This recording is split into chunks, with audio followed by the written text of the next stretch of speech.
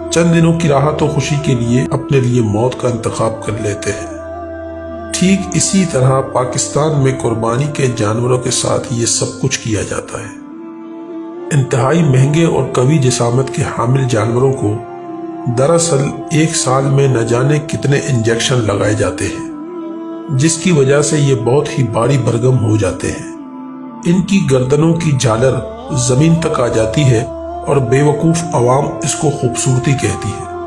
ان جانوروں کی کھال کو چمکدار بنانے کے لیے اور جسم کو سڈول کرنے کے لیے بہت ہی مہنگے اور خطرناک قسم کے انجیکشن لگائے جاتے ہیں، اور سال بھر میں ان کو کھانے کے لیے ایک مخصوص قسم کی فیڈ دی جاتی ہے، اور عوام کو یہ بتایا جاتا ہے کہ جانور بادام، پستہ اور کاجو کھا کر ایسا ہوا ہے، جبکہ حقیقت تو یہ ہے کہ ان جانوروں کا گوشت مضر صحت بن چکا ہوتا ہے اور کئی قسم کی بیماریوں کا سبب بنتا ہے۔